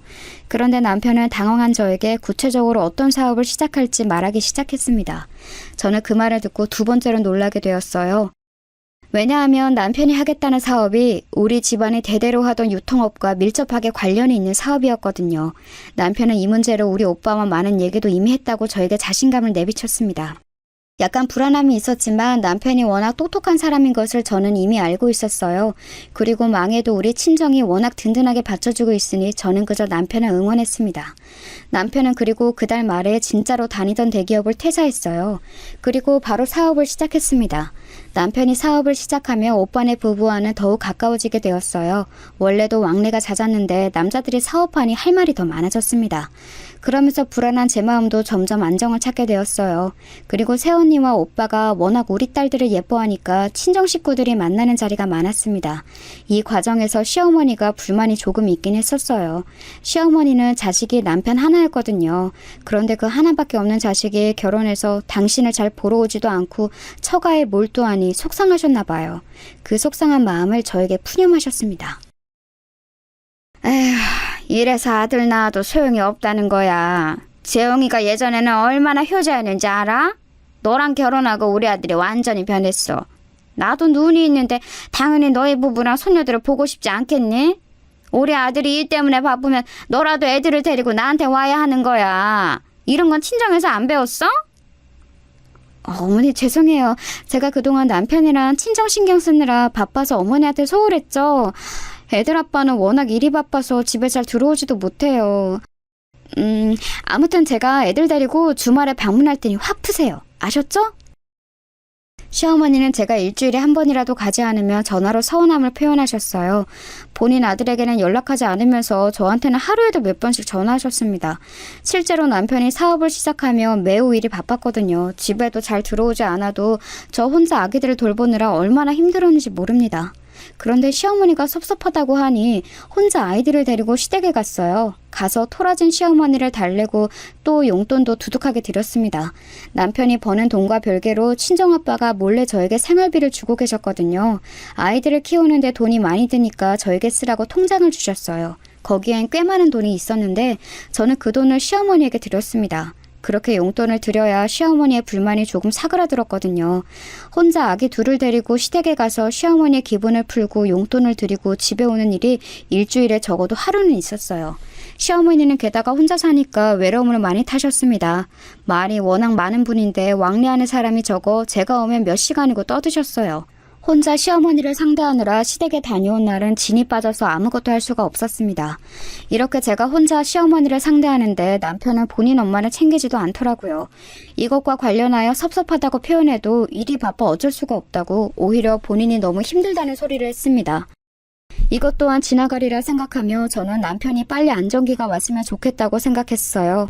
하지만 오빠 부부를 보면서 자꾸 비교되었습니다. 오빠는 남편보다 사업의 규모가 매우 컸어요. 그런데도 새언니와의 기념일을 한 번도 빠지지 않고 챙겼습니다. 우리 남편은 결혼기념일은 물론이고 심지어 제 생일도 까먹고 지나갔거든요. 당신 너무한 거 아니야? 아무리 그래도 아내 생일을 기억 못하는 남편이 어디 있어? 당신 사업하는 거 다 나랑 우리 가영이랑 나영이 먹어 살리려고 하는 거라며. 그런데 이러면 어떡해? 너 너무 서운해. 어머니도 내가 혼자 다 챙기잖아. 아우, 진짜 미선아. 제발 나한테 그만 뭐라고 하면 안 돼? 나 안 그래도 사업 확장한다고 밤낮 없이 일하는 거 모르니? 매년 돌아오는 생일 그거 한번 까먹었다고 나한테 이러면 어떡해. 그리고 내가 장인어른한테 얼마나 잘하는데 나라면 우리 엄마 챙기는 거 당연하다고 생각할 거야. 나도 당신이 우리 아빠한테 결혼 전부터 잘했던 거 아니까 그동안 꾹 참고 어머니 챙겼잖아. 그런데 이건 조금 도가 지나치니까 그런 거지. 내가 결혼기념일은 그냥 넘어갔어도 이렇게 생일까지 지나가니까 속상해서 그래. 그만해, 그만하자. 나 내일 빨리 출근해야 해서 바빠. 그냥 자고 나중에 얘기하자. 알겠지? 남편에게 서운함을 토로해도 들은 척도 하지 않았어요. 점점 서운함이 늘어나고 있었죠. 그런데 그 서러움을 원래는 새언니에게 토로했는데 그때는 그러지를 못했습니다. 왜냐하면 새언니의 표정이 눈에 띄게 어두워지기 시작했거든요. 언니에게 무슨 일이 있냐고 물어도 언니는 그저 씁쓸하게 웃었어요. 오빠에게 물어도 오빠는 그저 한숨을 내쉴 뿐이었습니다. 오빠 부부에게 혹시 무슨 일이 생긴 것 같아 친정아빠에게 도움을 요청했어요.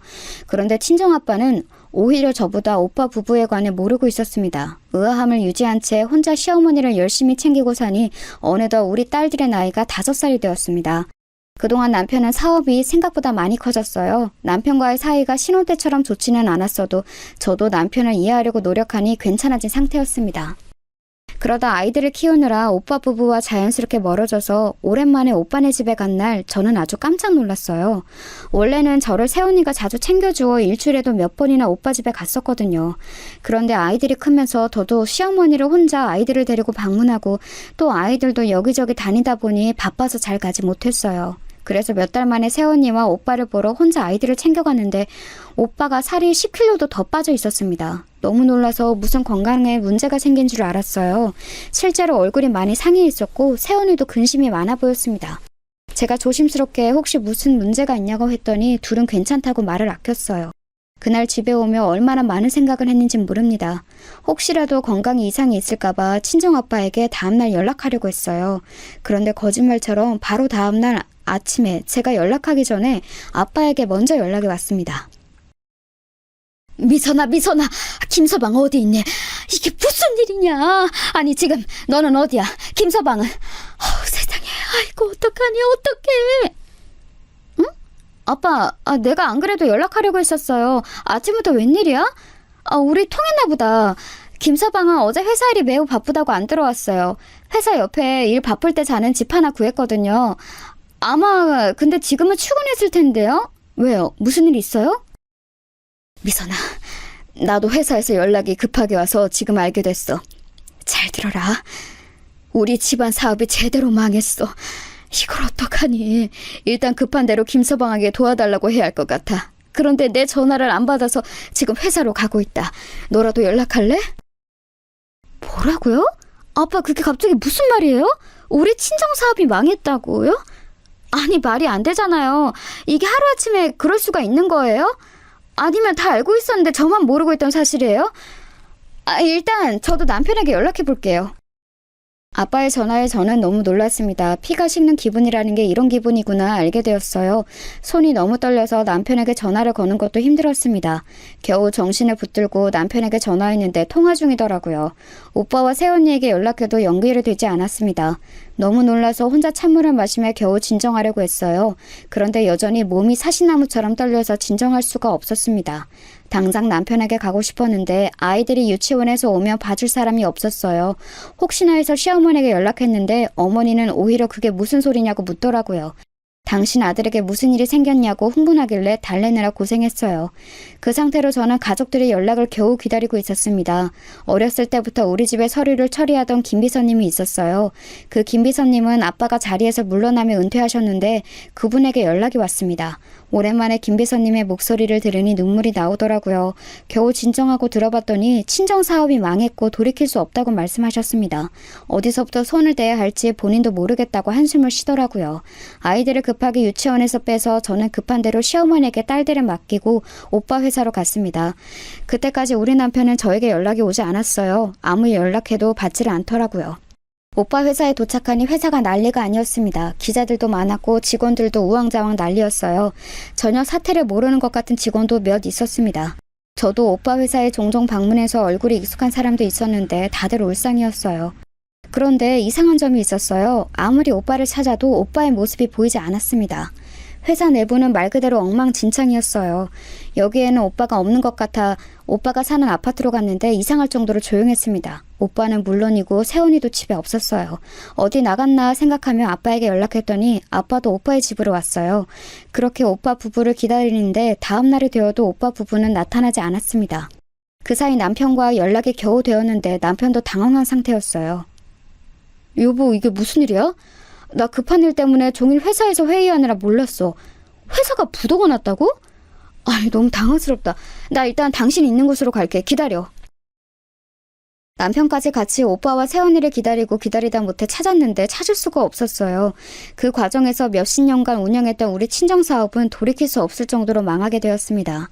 친정아버지와 할아버지가 사업을 확장하려고 얼마나 고생했는지 저는 알고 있거든요. 그렇게 잠도 자지 않고 밥도 먹지 않고 키운 사업이 망하는 건 한순간이었습니다. 너무 허탈하고 속상했는데 아버지 마음은 어땠겠어요? 그때 우리 친정아빠의 표정은 제가 설명할 수 없는 표정이었습니다. 오빠 부부가 마치 신기루처럼 사라지고 말한 일이 일어났어요. 세훈이 부모님이 울며 저를 찾아와서 제발 당신 딸을 찾아달라고 하셨습니다. 그런데 저도 아무리 오빠네 부부를 찾고 싶어도 찾을 수가 없었어요. 오히려 제가 제일 오빠 부부를 보고 싶었을 거예요. 그런데 경찰도 이렇게 행방이 묘연할 수가 없다고 조심스럽게 죽었을 가능성이 있다는 말도 했습니다. 당연히 저는 그런 말이 달갑지 않았어요. 그래서 절대 죽었을 리는 없다고 했죠. 아이들을 시어머니에게 강제로 맡기고 열심히 전국 팔도를 뒤지기 시작했어요. 하지만 정말 털끝 하나 보이지 않았습니다. 집안 대대로 내려오던 사업이 망하고 아들 부부가 아예 사라지자 아빠는 충격이 매우 크셨어요. 그래서 아버지는 충격에 말을 할 수가 없게 되었습니다. 본인이 말할 의지가 없으셨어요. 병원에 가도 말을 한마디도 꺼내지 않으셨죠. 의사는 마음의 문이 너무 굳게 닫혀서 이건 의지의 문제라고 하더라고요. 심지어 아버지는 사업이 망했는데 친척들까지 모른 척하자 충격에 쓰러져서 병원에 몇 달을 누워 계셨어요. 아버지가 쓰러지고 저도 너무 삶이 힘들었습니다. 입에 아무것도 들어가지 않아 먹지를 않으니 살이 매우 많이 빠졌어요. 이렇게 힘든데 너무 아이러니하게 남편의 사업은 점점 커졌습니다. 남편 보고 도와달라고 하고 싶었지만 이미 망할 대로 망한 우리 친정회사는 그냥 그대로 부도가 났어요. 심적으로 힘드니까 남편에게 의지하고 싶은 것은 당연하잖아요. 그런데 남편은 커진 회사를 더 크게 확장할 생각뿐이었습니다. 그래서 아예 집에 들어오지 않는 날도 아주 많았어요. 시어머니는 제가 오빠 부부를 찾고 친정아빠를 돌보느라 아이들을 맡기니 노골적으로 저에게 욕하기 시작했어요. 그래서 아이들도 혼자 돌보게 되었습니다. 시어머니는 본인 아들은 문제가 없으니 더 당당해지셨어요. 우리 친정에 별 볼이 없으니 그때부터 저를 대놓고 구박하기 시작했습니다. 친정아빠가 쓰러져서 병원에 있으니 아빠에게 받던 생활비는 당연히 없었어요. 그래서 남편에게 돈을 달라고 해야 하는 날이 많았습니다. 남편은 그렇게 본인 회사가 커져도 생활비를 아주 적게 줬거든요. 친정아빠는 기적적으로 눈을 뜨고 집에서 혼자 살기 시작했습니다. 아빠가 그동안 모은 돈으로 병원비를 해결하니 아빠는 당장 생활이 힘드셨어요. 몸이 아픈 상태라 어디 가서 일할 수도 없으셨죠. 저도 급한 대로 친척들에게 연락해서 돈을 요청했는데 어쩜 그렇게 매몰차게 거절하던지 상처를 아주 많이 받았습니다. 시어머니에게 혹시나 해서 돈 얘기를 꺼냈더니 무슨 반응이 나왔는지 아세요? 자기를 물주로 한다고 본인 아들이 너무 안쓰럽고 불쌍하다고 울기 시작하셨어요. 저에게 나가라고 소금을 뿌리고 등을 떠밀기까지 하셨습니다. 그렇게 우리 아빠 돈으로 용돈을 줄 때는 수금하듯 가져갔으면서 어이가 없었습니다. 그래서 저는 남편에게 계속 생활비를 요청하게 되었어요. 그런데 여기서 문제가 생겼습니다. 제가 우리 집 생활비를 타면서 그 돈으로 아빠에게 생필품을 사주었거든요. 우리 집 음식 재료를 사면서 아빠에게 가져다 주기도 했었어요. 오빠네 부부가 실종되었으니 아빠를 챙길 사람은 이 세상에 저 한 명뿐이었습니다. 그런데 그 생활도 오래가지 못했어요. 왜냐하면 남편이 어느 날 진지하게 저를 식탁에 앉히더니 말을 계속했습니다. 당신 왜 이렇게 생활비를 많이 쓰는 거야? 점점 생활비가 늘어나는데 너무한 거 아니야? 당신이 사치 부리는 사람인 줄 몰랐는데 왜 자꾸 요구하는 금액이 커지는 거야? 도대체 어디에 그렇게 돈을 쓰는 거야? 아, 그게 애들 학원비가 워낙 비싸니까 그렇지. 또 우리 아빠가 혼자 계시니까 내가 도와주고 있거든. 어려울 때 서로 돕고 사는 게 가족이잖아. 내가 딸인데 아픈 아빠를 모른 척 할 수도 없고, 안 그래? 장인어른이 워낙 상황이 좋지 않으니까 어쩔 수 없지. 그래도 너무 퍼줄 수는 없어. 내가 아무리 사업이 잘 되어도 언제 망할지 모르잖아? 평생 장인어른을 우리가 돌봐야 하나? 남편의 말에 저는 너무나도 서운했습니다. 당연히 자식이며 부모를 끝까지 책임져야 하는 건 아닌가요? 하지만 거기에 저는 아무 말도 할 수가 없었어요. 이러다 사건이 하나 터지게 되었습니다. 바로 시어머니와 제가 갈등이 생겼어요. 시어머니는 제가 친정일 때문에 본인을 소홀히 한다고 단단히 화가 난 상태였습니다. 제가 아이들을 당신에게 맡겼는데 제대로 보답하지 않는다고 하셨죠. 게다가 돈을 요구했다가 천하의 양심 없는 며느리가 되어있던 상태였어요. 그런 상태에서 시어머니는 무려 저에게 제주도를 가자고 하셨습니다. 만약 우리 친정이 여전히 잘 나가던 상태였으면 저는 시어머니를 모시고 제주도에 갔을 거예요. 그런데 그때는 상황이 너무 아니었습니다. 친정아빠는 집에서 혼자 거동도 불편한 채로 누워 계셨고 오빠네 부부는 여전히 행방불명이었거든요. 어머니를 모시고 제주도에 도저히 갈 수가 없었습니다. 그런데 제가 난처함을 표현하며 거절하자 시어머니는 잔뜩 화가 나셨어요. 저에게 배은망덕하다며 우리 아들의 돈으로 갈 건데 네가 뭔데 그러냐는 말까지 들었습니다. 안 그래도 마음에 여유가 없던 저는 시어머니의 그 말에 말이 예쁘게 나가지 않았어요. 어머니, 저도 여유가 있으면 어머니 모시고 제주도에 한 달도 갈 수 있어요. 그런데 지금 상황 뻔히 아시면서 왜 그러세요? 게다가 지금 애들 아빠는 일 때문에 바빠서 분명히 못 갈 거예요. 그러면 제가 초등학생인 우리 딸들 데리고 어머니 혼자 모시고 다녀와야 하잖아요. 현실적으로 제가 제주도에 가면 아빠를 돌볼 수도 없고. 죄송해요. 그러면 네 아빠 그렇게 평생 누워있으면 너는 평생 슬퍼할 거냐? 지금 너희 오빠네 부부 사라진 지가 언제야? 산 사람은 살아야 하는 거야. 막말로 지금 그렇게 소식 없는 것 보면 어디 가서 죽은 거 아니야? 뭐라고요? 어머니, 아무리 그래도 어떻게 그런 말씀을 저에게 하실 수가 있으세요? 우리 오빠랑 새언니가 죽었다뇨. 어머님이 저한테 잘해주시면 제가 먼저 여행 가자고 했을 거예요. 저한테 그러지 마시고 그렇게 소중한 어머님 아들한테 가자고 하세요. 물론 어른에게 그런 식으로 말한 것을 누가 보면 뭐라 할 수도 있습니다. 그런데 그때는 도저히 참을 수가 없었어요. 시어머니와 대화를 끝내고 혼자 속상해서 화장실에서 얼마나 울었는지 모릅니다. 이런 시련을 주다니 하늘이 너무 야속했어요. 그런데 제가 더 속상했던 이유가 뭔지 아세요? 바로 남편의 반응이었습니다. 시어머니가 저랑 그 대화를 끝내고 남편에게 도대체 뭐라고 했는지 남편은 잔뜩 흥분한 상태였어요. 내 돈으로 편하게 먹고 사는 주제에 우리 엄마한테 왜 그러는 거야? 네가 그러고도 며느리야? 나는 네 아빠 편하게 간호하라고 생활비도 주는데 너는 우리 엄마 데리고 제주도를 못 가? 가는 게 있으면 오는 게 있어야 할 거 아니야. 그거는 초등학생 우리 딸들도 알겠다. 남편의 말을 듣고 저는 충격을 받았습니다. 시어머니가 어떻게 말을 했어도 남편이 저에게 저러면 안 되는 거 아닌가요, 여러분? 저는 그래서 홧김에 진실을 말하게 되었어요. 친정아빠가 쓰러지기 전에 우리 아빠가 준 돈으로 어머님 용돈도 여러 번 드렸다고 했죠. 그랬더니 남편은 그럼 차라리 서로 주고받지 말자며 아빠에게 1원 한 푼도 주지 않겠다고 했습니다. 시어머니를 챙기지 않아도 되니까 대신 우리 아빠도 자기가 안 챙기겠다고 했어요. 저는 그 말을 듣고 현실적으로 막막해지기 시작했습니다. 결국 제가 먼저 시어머니에게 연락해서 죄송하다고 빌게 되었어요. 그런데도 시어머니는 잔뜩 화가 나서 제 사과를 받지 않았습니다. 남편과 냉전도 오래가서 진짜로 친정아빠를 도울 방법이 없었어요. 막막함에 눈물로 호소해도 남편은 듣지를 않았습니다. 아예 현금도 주지 않았고 신용카드 하나만 주었어요. 그런데 그걸로 마트에서 장을 보면 영수증을 확인하며 정말 우리 가족이 먹을 양인지 확인했습니다. 뭐를 사기만 하면 전화가 왔어요. 아빠를 돕고 싶어도 돈을 쓸 수가 없었습니다. 현실적으로 저는 당연히 이혼을 생각했는데 이혼하고 사는 삶은 더 막막해 보였어요. 저는 우리 딸들이 목숨보다 소중하거든요. 이혼하면 양육권은 제가 가져올 수 있을지 문제였고 또 새로운 시작을 하더라도 공간이 없었습니다. 아빠의 집은 겨우 아빠가 누울 자리 하나만 있었거든요. 아직 너무 어린 딸들을 키우려면 남편과의 결혼 생활이 정답이었습니다. 남편은 최악의 남편이었어도 아이들한테는 잘했거든요. 카드로 아이들 학원비를 결제하는 것은 뭐라 하지 않았었죠. 결국 저는 남편 몰래 아르바이트를 시작하게 되었습니다. 마트에 가서 파트타임으로 일하면서 받은 돈을 죄다 아빠에게 쏟아부었어요. 제 정성이 통했는지 아빠는 시간이 흐르며 몸을 일으키거나 손을 움직일 수는 있게 되어 다행이었죠.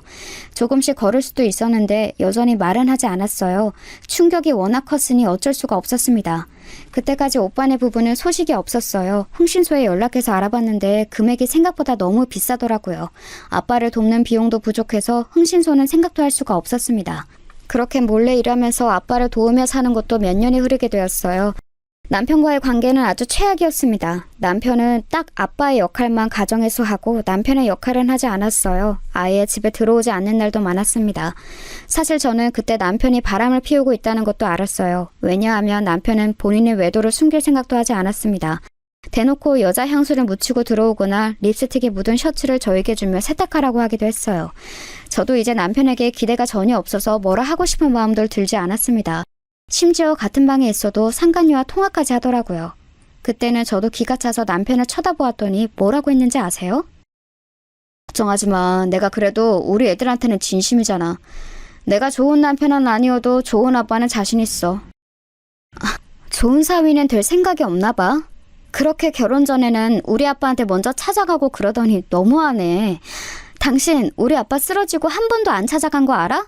인간 대 인간으로 사람이 그러면 안 되는 거 아니야? 남편은 제가 서러움에 북받쳐 아빠 얘기를 꺼내자 귀찮다는 듯이 손짓을 하기 시작했어요. 그런 모습에 너무 상처를 많이 받았습니다.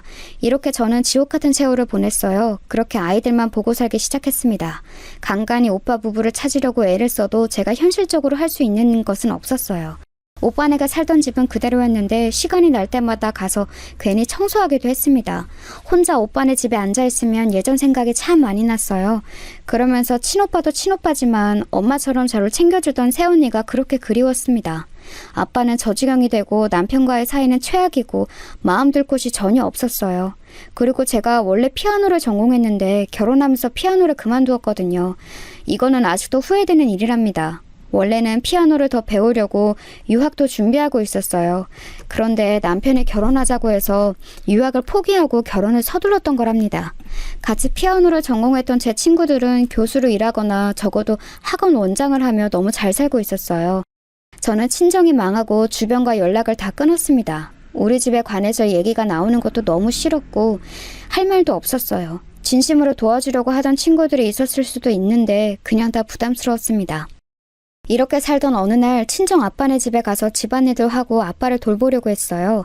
세월이 흐르며 아빠는 말은 여전히 없었는데 그래도 어느 정도 거동은 가능했습니다. 늘 제가 오면 그래도 빤히 저를 바라보곤 했는데 그날은 아빠가 심상치 않았어요.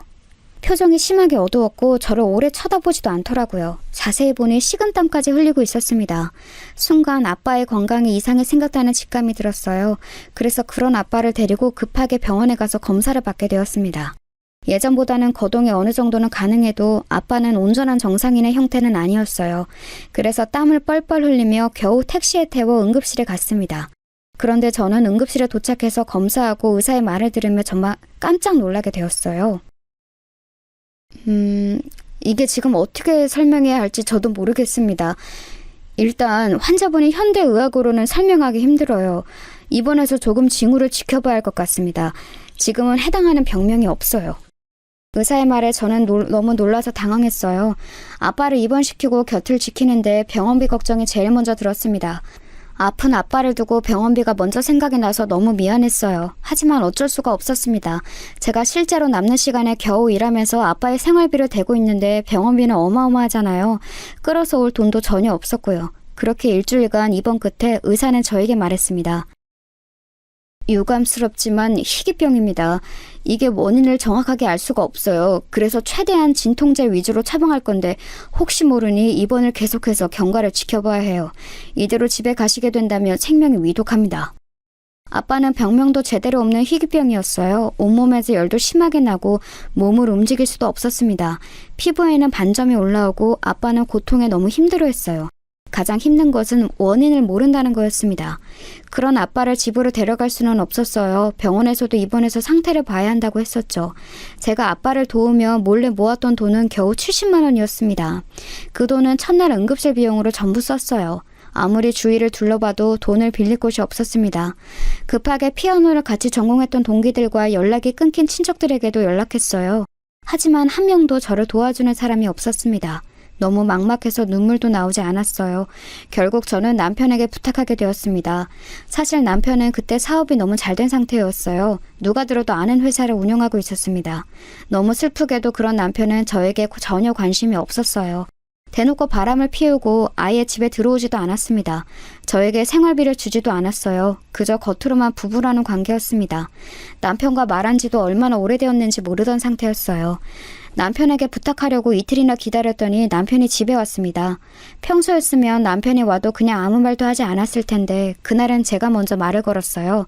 먼저 잘 다녀왔냐고 했더니 놀란 눈을 하더라고요. 아이들이 잠에 든 것을 확인하고 저는 남편에게 어렵게 말을 꺼냈습니다.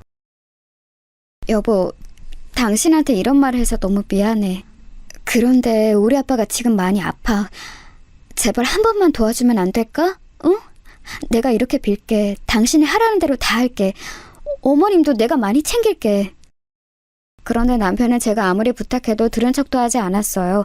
아예 제 말을 듣지 않았습니다. 말 그대로 무시하고 그대로 침대에 누워 잠을 자더라고요.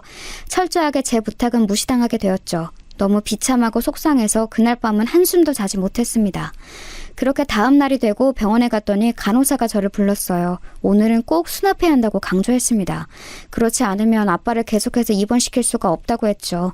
너무 막막해서 신이 있다면 저를 도와달라고 마음속으로 빌었어요. 그러다 순간 한 가지 방법이 떠올랐습니다. 남편이 저에게는 최악이어도 본인 자식들은 예뻐하잖아요. 그래서 저는 쌍둥이 딸 중 첫째가 다쳤다고 남편에게 거짓말을 했습니다. 딸들은 다행히 아빠가 아무리 본인들에게 잘해주어도 어린 시절을 저랑 보냈잖아요. 남편이 워낙 바빠서 딸들을 제대로 챙겨주지 않았습니다. 그래서 완전히 엄마 편이었어요. 다행히 이런 제 상황을 딸들도 알고 있었습니다. 그래서 첫째는 본인이 직접 전화로 남편에게 응급실에 왔다고 했어요. 그랬더니 남편은 정말 말 그대로 한 걸음에 병원으로 달려왔습니다. 병원에 온 남편에게 저는 창피함을 뒤로하고 빌기 시작했어요. 여보, 제발 내가 이렇게 말 안 하면 당신이 진짜 돈을 빌려주지 않을 것 같아서 거짓말을 하게 되었어. 제발 우리 아빠 병원비를 내어주면 안 될까? 우리 딸 병원비라고 생각하고 내주라. 내가 이렇게 빌게. 아빠 지금 수납하지 않으면 당장 나가야 한다고 했어. 내가 왜? 도대체 내가 장인어른 병원비를 왜 내야 해? 전 그러면 차용증 써. 그러면 빌려줄게. 대신 이자는 시중은행보다 높게 받을게. 남편의 말을 듣고 저는 너무 속상했어요. 저게 과연 남편이 맞나 싶었습니다. 그런데 여러분, 순간 믿을 수 없는 일이 일어났어요. 바로 기적이 저를 찾아왔습니다. 원수 같은 남편의 얼굴을 쳐다보고 있었는데 누가 갑자기 병원 문을 열고 들어왔어요. 당당하게 걸어오더니 병원비 제가 완납했습니다. 신경 쓰지 마세요 하는 거예요. 도대체 누가 저러나 싶어 봤더니 그게 누구였는지 아세요? 바로 우리 집안 사업이 망하고 그대로 행방불명이 되었던 우리 친오빠였습니다.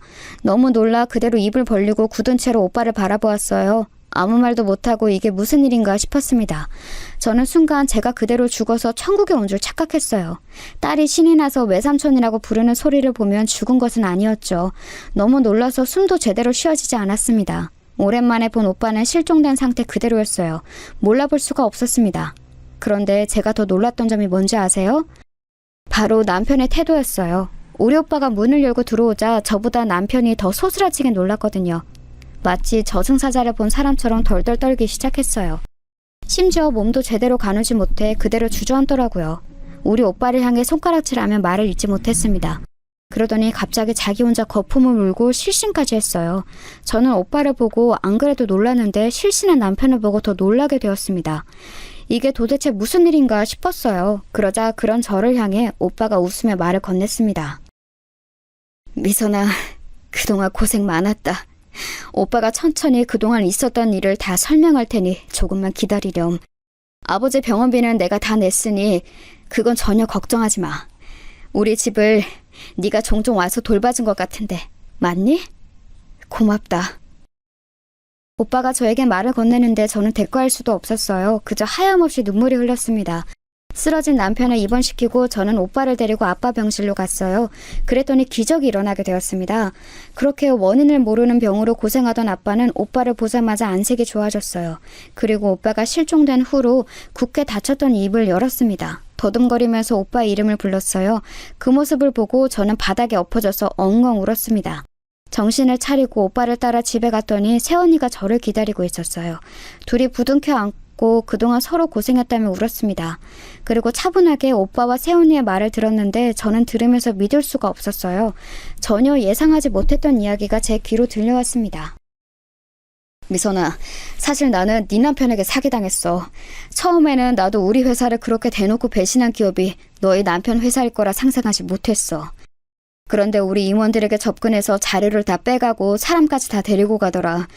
중요한 기밀 문서도 죄다 들고 갔어.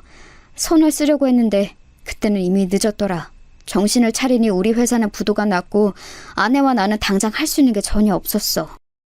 오죽하면 그때 남편이 나에게 본인이 죽어야 한다고 하더라. 나는 그럴 수가 없었어. 우리가 잘못한 게 아무것도 없잖아. 사실 내가 남편 몰래 조금씩 모아놓은 돈으로 저기 지방에 사놓은 아파트가 있었어. 그래서 아무도 모르게 남편을 데리고 거기로 갔어. 가서 쥐죽은 듯이 며칠 동안 있었단다. 알고 봤더니 우리 남편이 바로 제 친정을 망하게 했던 범인이었어요. 우리 아빠와 오빠에게 접근해서 환심을 사고 그거로 온갖 정보를 빼내서 본인의 사업을 확장했던 거였습니다. 그러면서 파렴치하게 우리 회사의 직원들에게도 접근해서 더 좋은 조건으로 데려갔더라고요. 오빠는 그것도 모르고 사랑하는 여동생의 남편이니까 굳게 믿었다고 해요. 그래서 하나부터 열까지 기업 운영에 관한 모든 것을 알려주었다고 합니다. 그렇게 배신당한 우리 오빠는 천사 같은 새언니 덕분에 살 수 있었어요. 새언니가 오빠 몰래 사놓은 아파트에 가서 둘이 바닥부터 시작했다고 합니다. 지방에서 사람들이 잘 모르는 공장에서 돈만 계속 벌었다고 해요. 다행히 둘에게는 자식이 없어 가능했던 거였죠. 그렇게 모은 돈으로 전국을 돌며 떠돌이 생활을 시작했다고 합니다.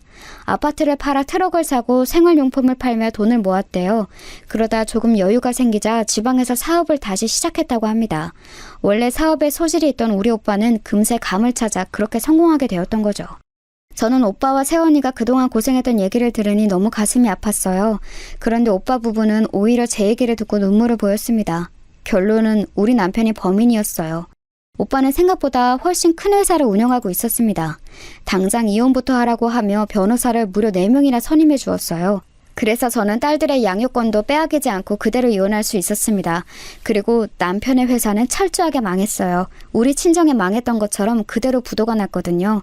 오빠는 남편이 우리 친정기업에 했던 것과 그대로 복수했어요. 직원들에게 다가가서 정보를 빼앗고 아무도 돕지 못하게 미리 선수를 쳤죠. 제가 죄송해요. 하라는 대로 다 할게요. 제발 살려주세요. 저는 이 회사가 아니면 살 수가 없어요. 제발 용서하세요. 네? 평생 갚으면서 살게요. 제가 잘못했어요. 됐어. 나는 너랑 다시는 엮이고 싶지 않아. 이 사기꾼아. 그대로 깜빵이나 가라. 면회는 당연히 가지 않을 거야. 너는 양심이 있으면 우리 가족 앞에 나타나지 마. 남편은 예전에 했던 일로 교도소까지 가게 되었습니다. 알고 봤더니 오빠가 철저하게 다 준비해서 저를 만나러 왔던 거였어요. 그리고 그 뒤로 우리 아빠의 건강은 놀랍도록 호전되었어요. 밥도 잘 먹고 운동도 열심히 하니까 금세 희귀병도 완치가 되었습니다. 병의 원인은 바로 마음고생이었어요. 그렇게 아끼던 장남이 사라졌으니 얼마나 당신께서 마음이 아프셨겠어요. 오빠를 보고 아빠는 살고 싶다는 마음이 강하게 들었다고 해요. 그래서 지금은 종종 병원에 가기는 해도 예전처럼 누워만 있지는 않아요. 얼마나 다행인지 모릅니다. 여러분, 여기까지가 제가 준비한 사연입니다. 재미있게 들으셨나요? 저는 이제 남은 인생을 아빠를 모시며 두 딸과 행복하게 살려고 해요. 제 얘기 들어주셔서 감사합니다.